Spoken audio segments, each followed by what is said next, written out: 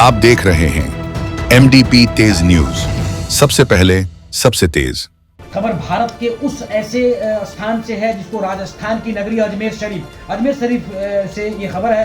राजस्थान की एक निचली अदालत की अगर बात करें तो हिंदू पक्ष की उस याचिका को सुनवाई के लिए स्वीकार कर लिया है जिसमें अजमेर शरीफ दरगाह को हिंदू मंदिर बताया गया है। इस बीच इस मामले पर आम आदमी पार्टी के नेता संजय सिंह, जी हाँ, संजय सिंह की प्रतिक्रिया सामने आई। जरा सुनिए क्या कहा उन्होंने ये कहा कि इस मामले में सुप्रीम कोर्ट को हस्तक्षेप करना चाहिए।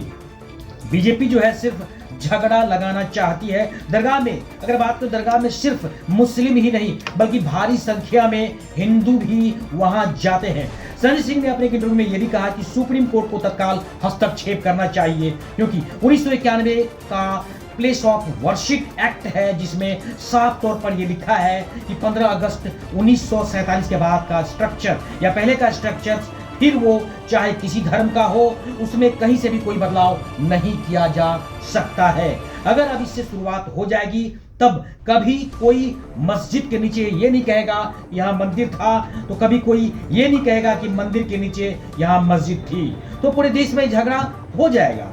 फिर झगड़ा किस बात का?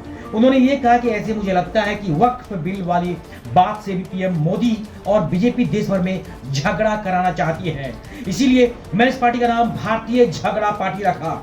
जी हाँ, इनको देश भर में झगड़ा कराना और अमन चैन बिगाड़ना ही आता है। अगर ये लोग देश के ताने बाने को ही बिगाड़ने में लगे हैं जहां पर बीजेपी सरकार है, तो ये बहुत गंभीर बात है। ऐसे में सुप्रीम कोर्ट को हस्तक्षेप करना चाहिए और इस पर रोक लगाना चाहिए।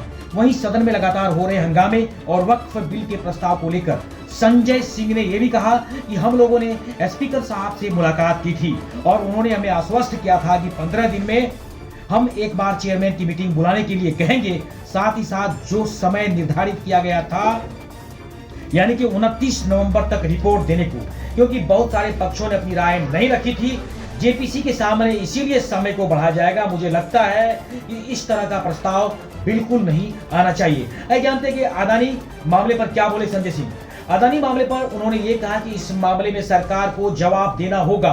उन्होंने 2200 करोड़ रुपए की रिश्वत खिलवाई है और ये रिश्वत किसी दूसरे काम के लिए सिर्फ महंगी बिजली बचाने के लिए खिलाई। जनता से जुड़ा हुआ सवाल है जिसका सबूत है, इसकी जांच क्यों नहीं होनी चाहिए? अगर अमेरिका से अरेस्ट वारंट जारी हो रहा है तो भारत में गिरफ्तारी क्यों नहीं हो रही है? आखिर नुकसान तो देश के लोगों का ही है।